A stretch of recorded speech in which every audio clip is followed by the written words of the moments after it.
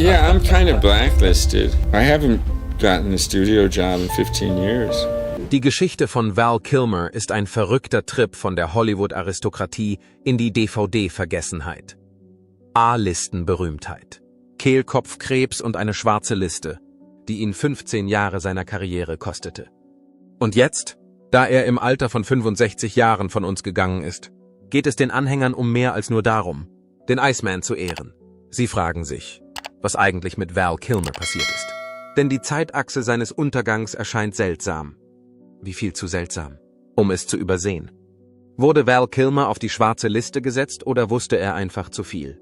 Gehen wir der Frage nach, was Kilmer tatsächlich gesagt hat. Und warum es zu seiner langsamen Verbannung aus der Branche geführt haben könnte, die er einst beherrschte. Glauben Sie, dass einige Schauspieler dafür bestraft werden? Dass sie die Wahrheit über Hollywood sagen? Kommentieren Sie eins für Ja, No, wenn Sie glauben, dass das nur eine Verschwörung ist. Karriere und Einfluss in Hollywood. Begeben wir uns auf eine Zeitreise in die 1980, und frühen 1990 Jahre, als Val Kilmer nicht nur in der Filmbranche tätig war. Er war ein Teil des Dramas. Some said Kilmer could have been playing himself. Talented, opinionated, supremely self-confident. That was unfair to Kilmer. Das Lächeln, die Bandbreite und das Gesicht, das er besaß, reichten aus, um die Castingdirektoren zu überzeugen, ihm Verträge anzubieten. Er wurde an der Juilliard School ausgebildet. Und Kilmer verfügt über eine ungeheure dramatische Energie, die geradezu nach einem Hauptdarsteller schrie. Und das war er auch eine Zeit lang. Kilmer war viel beschäftigt und erfolgreich, als er in Filmen wie Top Gun, Tombstone, The Doors und Batman Forever auftrat. Aufgrund seiner herausragenden Leistung als Jim Morrison begannen viele Leute zu spekulieren, dass er der echte Jim Morrison gewesen sein könnte. Und als er das Batman-Kostüm anlegte, wurde er Mitglied eines exklusiven Hollywood-Clubs, von dem die meisten Schauspieler nur träumen können. Andererseits haben sich die Dinge geändert. Ein wildes und schnelles Tempo. Kilmer wurde von einem Stammgast an den Kinokassen zu einem Hintergrundrauschen um das Jahr 1999. Keine Filme mit hohen Einspielergebnissen mehr. Es wird keine großen Erstlingswerke mehr geben. Nur eine Sammlung von Low-Budget-Filmen, die direkt auf DVD veröffentlicht wurden. Einige Mitarbeiter der Branche sagten, er sei auf der Baustelle lästig gewesen. Reden wir über Batman Forever.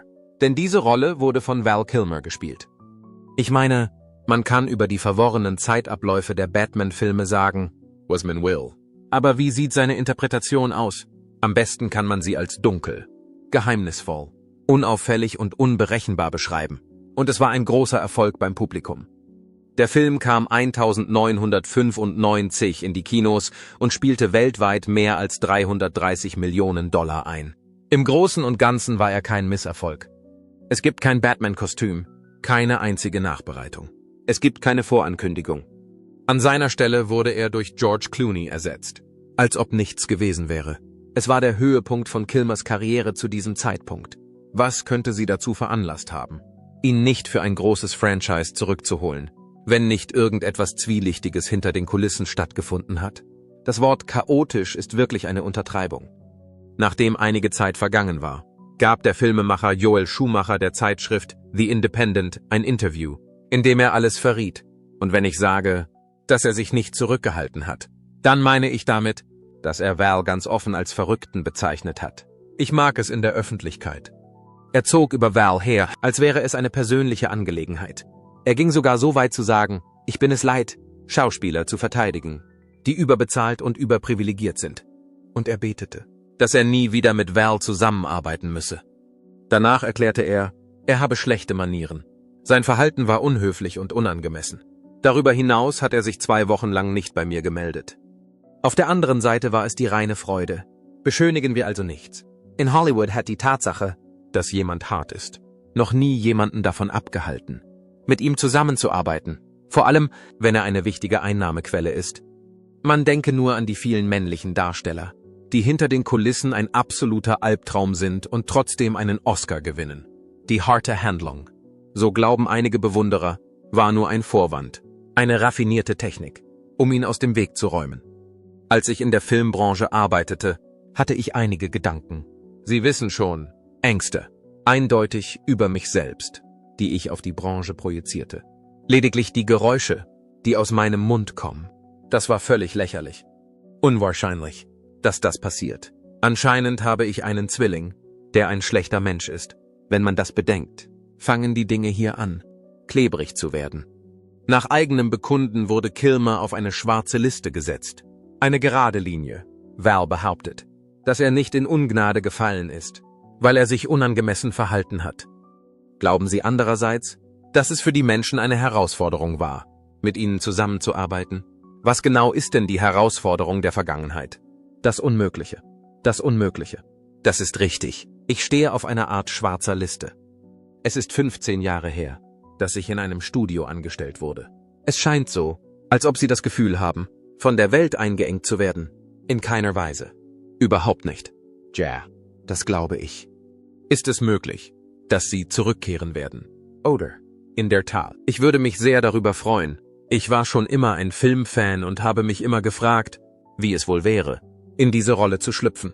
Er wünscht sich, dass er in jeder Situation anders gehandelt hätte. Werden Sie sich anders verhalten, wenn Sie zurückkehren? Oder werden Sie es tun? In der Tat. Ja, das stimmt. Ob es mir gelingt, auf diese Weise wieder eingestellt zu werden? In Bezug auf einige sehr spezielle Aspekte der Kunst habe ich mich ziemlich deutlich geäußert. Aber es ist ein Unternehmen. Ich habe so getan, als ob das nicht der Fall wäre. Das lag daran, dass er seine Stimme erhob, erklärte er. Ich war ein schwacher Darsteller, aber als ich jünger war, hatte ich die Tendenz, ziemlich viel zu stöhnen. Es war das Unternehmen, das mir den Lebensstil ermöglichte, an den ich mich sehr schnell gewöhnt hatte. Aber ich wusste ihn nicht zu schätzen. Extrem schnell. Mein erster Film war eine Rolle, die ich gespielt habe. Mein allererstes professionelles Theaterstück war eines, in dem ich die Hauptrolle spielte. Da ich mir diesen Luxus nicht mehr leisten kann, wünsche ich mir, dass ich mehr geliebt hätte. Mein Ziel ist es, mich als Person zu verbessern. Mit jedem Tag, der vergeht, versuche ich herauszufinden, wie ich mehr Wertschätzung zeigen kann. Aber worüber genau haben Sie sich geäußert? Hier beginnen die Mutmaßungen. Kilmer hat in Interviews, die er im Laufe der Jahre gegeben hat, ein grundsätzlicheres Problem in Hollywood angesprochen. Ihm zufolge war die Geschäftswelt ein Ort, der von seinen Mitarbeitern Gehorsam, Ruhe und Dankbarkeit verlangte. Es gab keine Nachfragen oder Beschwerden. In seinen Worten, wenn man nicht arbeitet, arbeitet man nicht, wenn man sich nicht an die Regeln hält. Hollywoods deteriorating struggles und Kilmer's struggles. Und von da an war das sein Alltag. 15 Jahre ohne Sprache. 15 Jahre, in denen er praktisch keine Rolle im Mainstream spielte. In den letzten Jahren machte dieser Mann, der bereits in Filmen an der Seite von Tom Cruise und Al Pacino mitgewirkt hatte, kaum noch von sich reden. Wir sollten auch nicht übersehen, dass er mit Tom Cruise befreundet war. Damals waren die beiden wirklich gute Freunde. Doch Cruise machte mit seinem Erfolg weiter, während Kilmer in den Hintergrund gedrängt wurde. Erschwerend kam hinzu, dass sich Kilmers Gesundheitszustand zu verschlechtern begann. Im Jahr 2014 erfuhr er, dass er an Kehlkopfkrebs erkrankt war, doch er hielt dies mehrere Jahre lang geheim. Ich habe vor kurzem erfahren, dass ich Kehlkopfkrebs habe. Meine Genesung ist noch nicht abgeschlossen. Darüber hinaus ist es schwierig, sich mitzuteilen und verstanden zu werden. Die um seinen Hals gewickelten Schals und die raue Stimme wurden von seinen Fans erkannt. Viele von ihnen wussten jedoch nicht, wie ernst sein Zustand war. Bis er sich einem Luftröhrenschnitt unterzog, der seine Sprache dauerhaft veränderte. Dennoch gab Kilmer die Schauspielerei auch zu diesem Zeitpunkt nicht auf, selbst inmitten all der Geschehnisse. Um seiner Behinderung gerecht zu werden, nahm er neue Aufgaben an. Sein Gedicht war geschrieben. Es war ein Dokumentarfilm über sein Leben, den er geschaffen hatte, und er war voll mit alten Filmen, die er jahrzehntelang mit ungebrochener Begeisterung aufgenommen hatte. Andererseits hat dieser Mann alles aufgezeichnet. Fast so, als ob er wüsste, dass er irgendwann seine eigene Geschichte erzählen müsste, da niemand sonst sie richtig erzählen würde. Und dieser Dokumentarfilm hat das Interesse der Menschen wieder geweckt, über dieses Thema zu sprechen. In Val sieht man also nicht nur einen kranken Mann, der sich an die Vergangenheit erinnert. Man begegnet jemandem, der weiß, dass er ausgeschlossen wurde. Jemandem, der auf der schwarzen Liste stand. Oder zumindest jemandem, der glaubt, dass er es war. Außerdem gibt es Leute, die glauben, dass er das Ziel eines Anschlags gewesen sein könnte, weil er sich weigerte, mit einigen einflussreichen Personen zusammenzuarbeiten. Jetzt, wo wir an diesem Punkt angelangt sind, hört sich die Sache langsam wie ein Film an, in dem er die Hauptrolle gespielt haben könnte. Es gab andere Darsteller, die unerwartet von der A-Liste in Hollywood verschwanden, etwa zur gleichen Zeit, als Kilmers Karriere aus den Fugen geriet, nämlich in den späten 1990er Jahren. Wesley Snipes, Mel Gibson und andere Schauspieler und so weiter. Jeder einzelne Mann, der sich entweder zu Wort meldete, Wellen schlug oder sich Berichten zufolge weigerte, an zwielichtigen Aktivitäten teilzunehmen, die sich in der Elite Hollywoods abspielten. Einige Nutzer sozialer Medien haben spekuliert, dass Kilmer ein Angebot abgelehnt hat, das er nicht hätte ablehnen sollen. Und deshalb hat er seine Karriere verloren. Sehen Sie sich das jetzt an. In den 1990er Jahren machte Wesley Snipes einen phänomenalen Job. Und dann wurde er plötzlich zum Aushängeschild für Steuerhinterziehung und wurde zu einer Gefängnisstrafe verurteilt. Wegen irgendetwas, das sein Buchhalter ausgefüllt hat. Was ich damit sagen will, ist, dass er unschuldig ist, aber im Gefängnis sitzt. Stimmt das? Sicherlich ist es ein Problem, wenn Prominente, die schwerste Sünden begangen haben, weiterhin eine erfolgreiche Karriere haben. Und erinnern Sie sich an den Film Expendables 3, der 2014 herauskam? Zum ersten Mal seit Jahren hat Stallone Kilmer, Gibson und Snipes auf völlig unerwartete Weise in einen Blockbuster-Film integriert. Es schien, als würde er die schmutzigen und falschen Geschichten aus dem Ruhestand holen. Und selbst danach hat kein einziger von ihnen den Spitzenplatz eingenommen. Entweder waren sie Antagonisten oder sie waren Nebenfiguren. An diesem Punkt fangen die Dinge an, aus den Fugen zu geraten. Es gibt einen Film von Mel Gibson aus einem Interview, das 1998 geführt wurde und jetzt im Umlauf ist. Er genießt den Erfolg von Braveheart und wirkt recht nachdenklich. In Anbetracht der Tatsache, dass es eine Menge Informationen gab, die ich nicht verstehen konnte, hatte ich eine Menge seltsamer und paranoider Vermutungen darüber, was zum Teufel hier vor sich ging. Ganz genau. Zu allem Überfluss machte sich niemand die Mühe, es mir zu erklären. Das ist nicht der Fall. Daraufhin habe ich mir eine Reihe von Gedanken über die Stadt gemacht. Ihm zufolge ist es vergleichbar mit dem Betreten eines Saloons und der Feststellung, dass alle schweigen, wenn ein Außenstehender das Lokal betritt. Es ist unmöglich, dass das Ganze wie in einer fremden Stadt ist, wenn der Fremde hereinkommt und alle Leute in der Bar sitzen und alle aufhören zu reden, wenn er sie ansieht. Außerdem wird davor gewarnt, das Haus zu betreten, das auf dem Hügel liegt. Genau so ist es. Danach geht man weg und sagt sich, nein, das stimmt nicht. Ich habe mich geirrt. Ich meine, das ist völliger Irrsinn. Ich leide unter Verfolgungswahn. Ich habe mir das alles ausgedacht und noch mehr. Das kann doch unmöglich der Grund für das negative Verhalten von so und so sein, oder? Und dann, zu einem späteren Zeitpunkt im Rennen, stellen Sie fest, dass Sie recht hatten. Es ist wichtig, daran zu denken, dass dies vor der Phase des öffentlichen Zusammenbruchs geschah, bevor die Medien ihn als problematisch bezeichneten. Es war offensichtlich, dass er Dinge sah, die die meisten von uns noch nicht zu erkennen bereit waren. Und wenn man heute zurückspult und weiß, was in den folgenden Jahren veröffentlicht wurde, die Namen, die Listen und die Gerichtsverfahren, dann erscheint es nicht wie paranoides Verhalten. Offensichtlich wollte er uns etwas vermitteln. Der einzige große Film, den Mel nach den Schildern fertigstellte und der in den Kinos einschlug. War, The Passion of the Christ, den er selbst finanzierte, da kein Studio daran arbeiten wollte. Offensichtlich war er mit dem Projekt noch nicht fertig, denn der Film wurde zu einem der umsatzstärksten nicht jugendfreien Filme aller Zeiten. Er war nicht mehr Teil von Hollywood. Wenn Sie mehr über die nackte Wahrheit hinter den Schlagzeilen erfahren wollen, die Geschichten, die Hollywood zu verbergen versucht, sollten Sie sich anmelden. Wir decken die wahre Geschichte hinter dem Ruhm auf. Val Kilmers schwarze Liste und die Ereignisse in Hollywood. Eine Theorie, die diskutiert wird, besagt, dass Kilmers schwarze Liste zeitlich genau mit einem anderen bedeutenden Ereignis in Hollywood zusammenfällt. Eyes Wide Shut. Der letzte Film unter der Regie von Stanley Kubrick kam 1999 in die Kinos, im selben Jahr, in dem Kilmer sich von der Schauspielerei zurückzog. Sie wissen es bereits, wenn Sie den Film zu Beginn gesehen haben. Macht und Kontrolle, aber auch geheime Gruppen, Masken und verrückte Partys. Der Film gab der Kunst die Fähigkeit, dem Leben zu ähneln. Und das auf die nervenaufreibendste Art und Weise, die es gibt. Nicht nur, dass Kubrick verstarb. bevor der endgültige Schnitt der Öffentlichkeit zugänglich gemacht wurde. Aber das ist ein ganz anderes Kapitel. Aber lassen Sie uns noch einmal auf Val zurückkommen. Wollen Sie mir sagen, dass Val Kilmer seinen Ruf als Schauspieler im selben Jahr verliert, in dem Tom Cruise in einem Film mitspielt, in dem es um Eliten geht, die hinter verschlossenen Türen agieren, und das alles in Geheimhaltung und verschlüsselten Bildern? Und tun wir nicht so, als hätte Val nicht die Fähigkeit, Dinge zu erreichen. Hier wird ein Mann vorgestellt, der die Rolle von Batman gespielt hat, der maskierten Person, die im Schatten agiert und die Korruption aufdeckt, die unter der Machtelite einer Stadt liegt.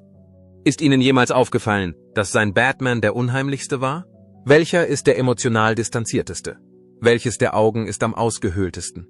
Einerseits ist es fast lyrisch, andererseits wird es seltsam, wenn man es mit Eyes Wide Shut vergleicht.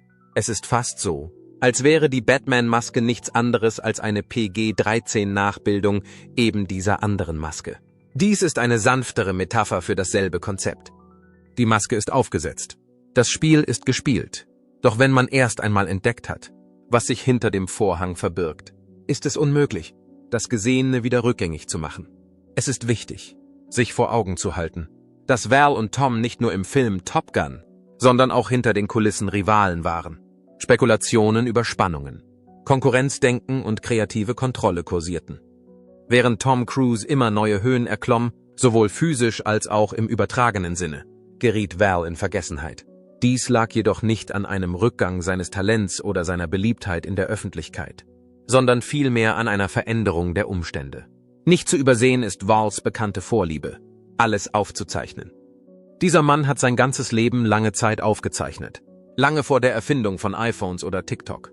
Im Laufe meines Lebens und meiner Tätigkeit habe ich eine riesige Sammlung von Videokassetten und Filmrollen mit insgesamt Tausenden von Stunden angesammelt. Stellen Sie sicher, dass Sie die Videokamera ausschalten. Während wir üben, werde ich es weiterhin anlassen. Wie kannst du es wagen? Seine Filmrollen enthielten Aufnahmen aus seiner Kindheit, vom Set und aus seinem Privatleben. Er war in der Tat eine kreative Kraft. Außerdem besaß er einen Beweis.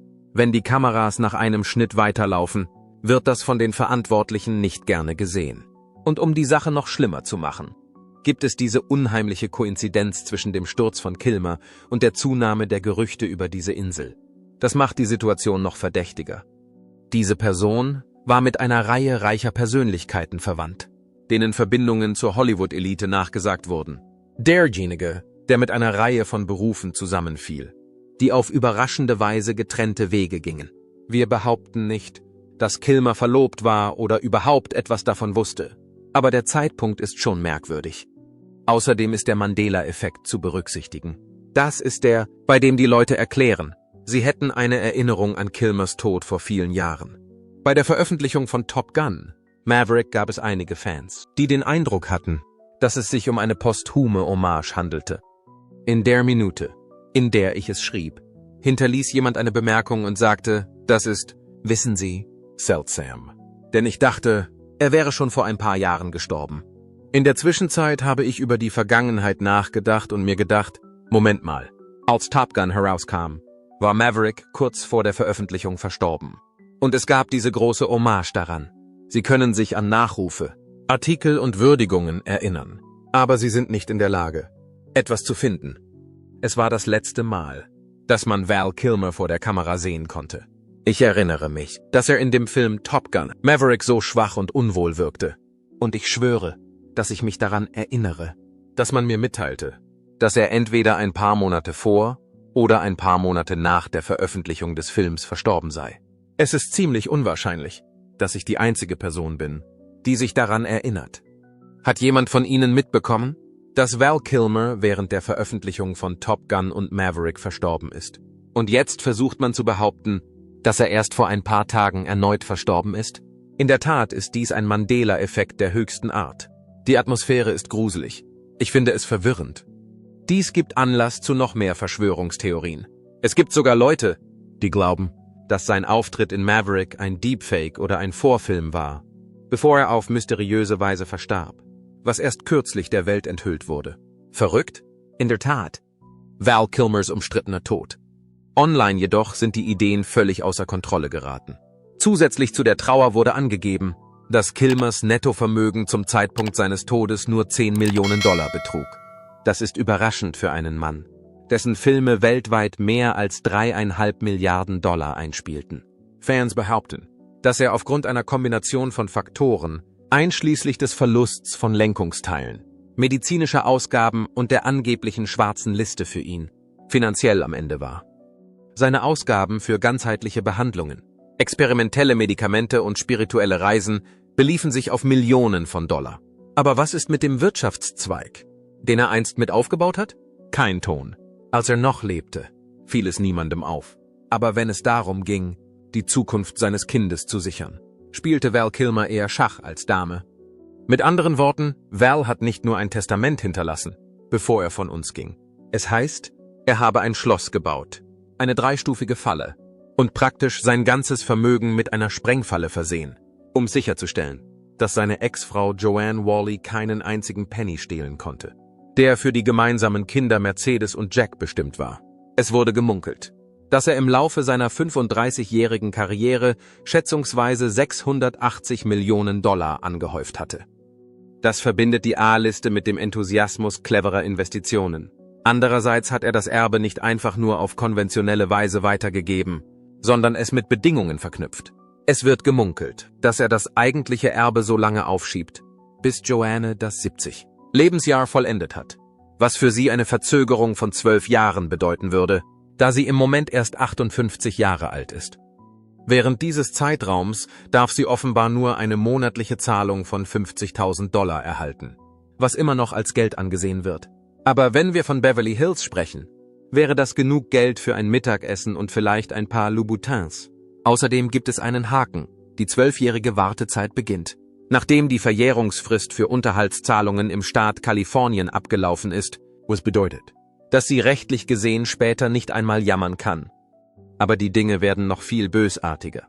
Den Anschuldigungen zufolge stahl Val 23 Millionen Dollar und deponierte sie in Bitcoin, wo sie verschlüsselt, bewacht und sicherer als das Finsterkonto ihres Lieblingsinfluencers gesichert waren. Das Geld wurde zwischen Mercedes, Jack und seinem Anwalt aufgeteilt, wie er sagt. Jetzt kommt der beunruhigende Teil der Geschichte. Unmittelbar vor seinem Tod teilte Kilmer Fotos einer Batman-Maske, die ihm der Künstler David Cho geschenkt hatte. Ich habe eine eigene Antwort für Sie. Das ist schon eine ganze Weile her. Einige andere glauben, dass er sich verabschieden wollte, indem er zu der Rolle zurückkehrte, die er angeblich verlassen wollte. Einige glauben, dass es sich um eine Abschiedshommage an eine Zeit handelte, in der er noch eine Stimme hatte, sowohl physisch als auch symbolisch. Seine Tochter Mercedes bestätigte, dass er an einer Lungenentzündung verstorben ist. Eine Todesursache, die seltsamerweise auch bei Prominenten, die unter ungewöhnlichen Umständen sterben, häufig vorkommt. Einige Internetnutzer haben sich dazu geäußert, wie praktisch eine Lungenentzündung zu sein scheint. Vor allem für diejenigen, die sich in der Vergangenheit mit Prominenten angelegt haben. Nehmen wir zum Beispiel Diddy und all die Menschen, die ihm nahestanden und die verstorben sind. Einschließlich Kim Porter. Wir haben Kim verloren. Er ist nicht mehr am Leben. Andre Harrell ist von uns gegangen. Puffy und Al sind die einzigen beiden verbliebenen Menschen. Und Al war dem Tod gefährlich nahe. Heavy D wurde auf dem Rücken liegend aufgefunden, nachdem er einen Herzinfarkt erlitten hatte. Es war ein Herzinfarkt für Andre Harrell. Es stellte sich heraus, dass Kim an einer Lungenentzündung gestorben war. Im ersten Bericht des Gerichtsmediziners hieß es jedoch, sie sei verstorben. Als Beweis dafür, dass sie vergiftet worden war, entdeckte man Gifte in ihrem Körper, was zu dem Schluss führte, dass es sich um einen Mord handelte. Sie müssen wissen, dass es sich um Gifte handelt, die ähnliche Symptome wie eine Lungenentzündung oder einen Herzinfarkt hervorrufen. Zu diesem Zeitpunkt ist es nur eine Vermutung, aber es ist möglich. Am Ende war Kilmers Leben eine Mischung aus Triumph und Tragödie. Ein an der Juilliard School ausgebildeter Schauspieler, dem die Welt zu Füßen lag und der sie dann unter sich zusammenbrechen sah, weil er angeblich zur falschen Zeit das Falsche zu den falschen Leuten sagte. Was geschah? Und nun, da er nicht mehr da ist, tut das Internet das, was es am besten kann. Es versucht, die Teile eines Puzzles zusammenzusetzen, das Hollywood lieber verborgen halten möchte. Was genau ist eigentlich mit Val Kilmer passiert? War es die Einstellung? Welches Leiden ist es? Vielleicht war es etwas Schlimmeres. Seine Stimme mag verstummt sein, aber die Geschichte ist nicht verstummt. Das ist das Einzige, was wir mit Sicherheit wissen. Sein tragischer Tod. Val Kilmer, der geliebte und äußerst talentierte Schauspieler, der für seine unvergesslichen Auftritte in Top Gun, Batman Forever und The Doors bekannt war, ist im Alter von 66 Jahren verstorben. Nachdem er fast ein Jahrzehnt lang gegen Kehlkopfkrebs gekämpft hatte, tat Kilmer seinen letzten Atemzug in seinem Haus in Los Angeles, umgeben von denen, die ihn am meisten liebten. Seine einst kraftvolle Stimme, die das Publikum jahrzehntelang in ihren Bann gezogen hatte, war durch seine Krankheit weitgehend zum Schweigen gebracht worden. Doch sein Geist blieb ungebrochen. Kilmer, ein Mann von unermesslichem Charme, Witz und künstlerischer Tiefe, kämpfte tapfer gegen die Krankheit, die ihm so viel raubte, und weigerte sich von ihr definieren zu lassen. Das letzte Mal, dass Val Kilmer in der Öffentlichkeit auftrat, war, als der Schauspieler an der Veranstaltung der von ihm gegründeten Twain-Mania Foundation im Juni 2019 teilnahm. Kilmers Gesundheitsprobleme wurden 2015 öffentlich, als bei ihm Kehlkopfkrebs diagnostiziert wurde. Die Krankheit beeinträchtigte seine Sprechfähigkeit stark. Und nach einem Luftröhrenschnitt verlor er seine natürliche Stimme.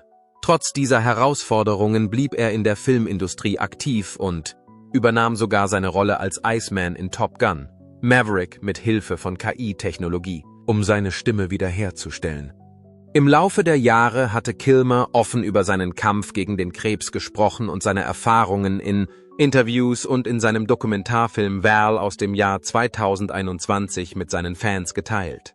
Seine Geschichte der Widerstandsfähigkeit, des Glaubens und der Entschlossenheit inspirierte viele, die in ihm nicht nur einen Filmstar, sondern einen Kämpfer sahen, der niemals aufgab. Heute hat Hollywood einen seiner schillerndsten und rätselhaftesten Stars verloren, und die Welt fühlt sich in seiner Abwesenheit ein wenig dunkler. Sein Einfluss auf sein Nettovermögen. Es ist erfreulich, Ihnen mitteilen zu können, dass Val Kilmer seinen Kampf gegen den Krebs gewonnen hat, was für das aktuelle Kapitel seines Lebens von Bedeutung ist. Auf seinem Weg der Genesung hat er einen entscheidenden Meilenstein erreicht, indem er vom Kehlkopfkrebs geheilt wurde. Dennoch ist es von größter Wichtigkeit zuzugeben, dass der Sieg über den Krebs mit einem hohen Preis erkauft wurde, da er irreversible Schäden und eine erheblich eingeschränkte Lebensqualität erlitt. Während seines gesamten langen Weges hat Kilmer ein außerordentliches Maß an Tapferkeit und Widerstandskraft bewiesen. Im Laufe seines Kampfes gegen den Krebs hat er sich nicht gescheut, über die schrecklichen Auswirkungen der Krankheit auf ihn zu sprechen.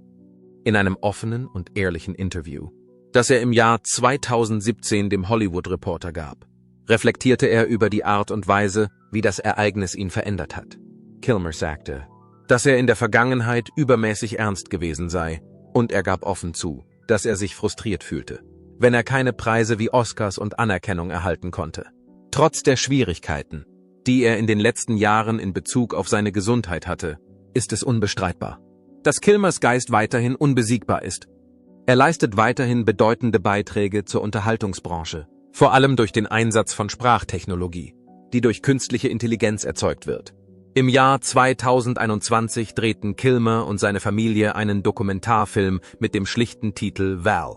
Dies geschah in Ergänzung zu dem Buch, das Kilmer geschrieben hatte. Durch diese persönliche Darstellung seines Lebens und seines Kampfes gegen den Prostatakrebs erhält der Zuschauer eine tiefgründige und emotional ergreifende Perspektive auf seine Erfahrungen. Die Zuschauer können sich ein genaueres Bild von der Person machen, die die treibende Kraft hinter der Hollywood-Legende ist, indem sie sich den Film Val ansehen, der auf Amazon Prime zu sehen ist. Die Verschlechterung des Gesundheitszustands von Val Kilmer hat sich erheblich auf sein Vermögen ausgewirkt. Val Kilmer, eine legendäre Figur in der Welt von Hollywood, hat im Laufe seiner Karriere einen großen Reichtum erworben, und es wird vermutet, dass er ein Nettovermögen von etwa 10 Millionen Dollar erworben hat. Allerdings muss man bedenken, dass dies ein deutlicher Rückgang gegenüber den Jahren ist, in denen er das meiste Geld in seiner Schauspielkarriere verdiente. Auf dem Höhepunkt seiner Filmkarriere konnte Kilmer für die Rollen, die er spielte, hohe Gagen erzielen. Besonders erwähnenswert ist die Tatsache, dass er 7 Millionen Dollar für seine Rolle als Batman in Batman Forever, weitere 7 Millionen Dollar für seine Rolle in The Saint und 6 Millionen Dollar für seine Rolle in The Island of Dr. Moreau, wie die Website Celebrity Net Worth zeigt. Allein im Jahr 1997 konnte er erstaunliche 13 Millionen Dollar an Einnahmen erzielen. Trotz seines Erfolges im Finanzsektor war Kilmer in den letzten Jahren mit erheblichen Schwierigkeiten konfrontiert, die mit seiner Gesundheit zusammenhängen. Die Behandlung von Kehlkopfkrebs und die damit verbundenen medizinischen Therapien haben zweifelsohne die Bereitstellung erheblicher finanzieller Mittel erforderlich gemacht. Es ist davon auszugehen, dass ihm für seine Pflege und Behandlung erhebliche medizinische Kosten entstanden sind, die sich insgesamt auf Hunderttausende von Dollar belaufen dürften. Darüber hinaus wurde Kilmers Karriere durch seinen Kampf mit seiner Gesundheit beeinträchtigt. Er war gezwungen, eine Pause von der Schauspielerei einzulegen, was sich unweigerlich auf seine Einkünfte auswirkte. Als Reaktion darauf hat er viele verschiedene Möglichkeiten erforscht, um Einnahmen zu erzielen und sicherzustellen, dass er auch weiterhin finanziell abgesichert ist.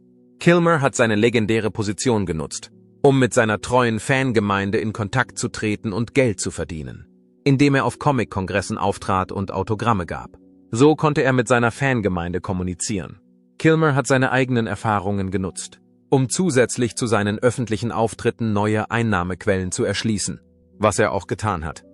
Durch die Veröffentlichung eines Buches und die Produktion eines Dokumentarfilms hat er seine Reise der Öffentlichkeit mitgeteilt und ihr intime Einblicke in sein Leben, seine Karriere und die Herausforderungen, die er für seine Gesundheit bewältigen musste, gewährt. Der Dokumentarfilm enthält eine Reihe von Bildern, die sowohl außerordentlich kraftvoll als auch emotional sind. In einem dieser Momente wird gezeigt, dass Kilmer trotz seiner schweren Krankheit zu Comic-Kongressen geht. Aufgrund der Leidenschaft und Hartnäckigkeit, die er bei diesen Reisen an den Tag legt, wird deutlich, dass er sich sowohl für die Bewahrung seines Erbes als auch für das Sammeln von Geldern einsetzt, um sein finanzielles Wohlergehen zu sichern. Obwohl Val Kilmers Nettovermögen seit seinem Höchststand gesunken ist, fährt er fort, verschiedene Alternativen zu erforschen und zu ändern, um seine finanzielle Stabilität zu bewahren, während er sein unglaubliches Abenteuer mit dem Rest der Welt teilt. Val Kilmers Kampf gegen gesundheitliche Probleme und sein unnachgiebiges Bestreben, die Welt an seiner Geschichte teilhaben zu lassen, sind eine Hommage an seine Widerstandsfähigkeit und seinen Mut, ein Denkmal für sein unermüdliches Engagement. Wir verfolgen Kilmers Weg weiter, und es wird immer deutlicher, dass seine Gesundheitsprobleme ihn vor große Herausforderungen stellen. Dennoch widmet er sich weiterhin seiner Arbeit und seinen Fans. Glauben Sie, dass sich Hollywood jemals ändern wird? Oder steckt es zu tief in seinem eigenen System des Schweigens? Lassen Sie es uns in den Kommentaren wissen. Wenn Ihnen dieses Video die Augen öffnet, geben Sie ihm ein Like, klicken Sie auf Abonnieren und tippen Sie auf die Glocke, damit Sie die nächste Wahrheitsbombe über die verstecktesten Geschichten der Branche nicht verpassen.